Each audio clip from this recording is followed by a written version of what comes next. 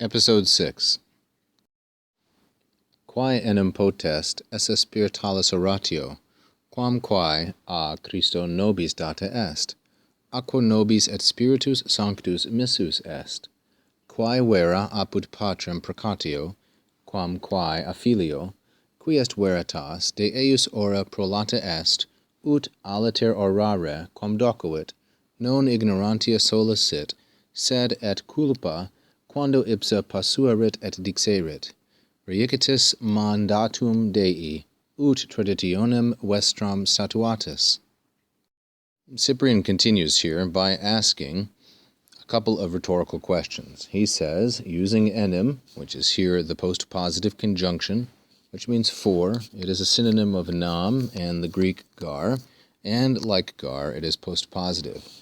Quae spiritualis oratio, for, he says, quae oratio, what prayer can be a spiritual prayer? And this form spiritualis is a variation, an alternative spelling for spiritualis. For what prayer can be a spiritual prayer other than that which, that's what the quam indicates here, this conjunction is used for comparison, than the one quae a Christo, which by Christ, nobis to us, was given. Now the subject of potest, of course, is oratio, and the subject here of the subordinate clause is oratio implied, but it's actually quae, the antecedent of which is oratio.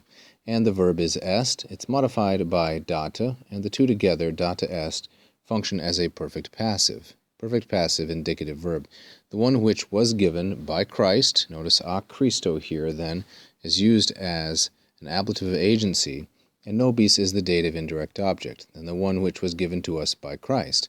And then now we have another relative clause, another level of subordination and dependency, and the antecedent of quo is Christo. By whom, meaning by Christ, to us also, et here, short for etiam, as is often the case, the Holy Spirit was sent, missus est. So again, nobis functioning as dative indirect object, and while data est is feminine with oratio, missus est masculine with spiritus sanctus. Spiritus is a fourth declension noun, modified by sanctus, a first and second declension adjective. Cyprian now continues with his second rhetorical question. What prayer or petition is a true one in the presence of the Father? So as quae is an interrogative adjective with oratio, quae again an interrogative adjective with precatio. How do they differ from one another? Well, oratio and precatio are rough synonyms, but precatio is more a petition.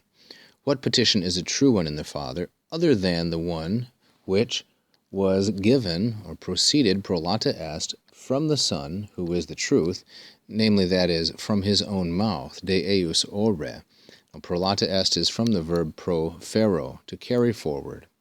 The result being, ut, that to pray otherwise than he taught, and orare here as the verbal noun is the subject, that praying, and then the predicate is ignorantia sola, that praying differently than he taught is not only ignorance, ignorantia, but it is also guilt or blameworthy, since Christ himself has established and said, you reject the commandment of God in order that you might establish statuatus, your own tradition.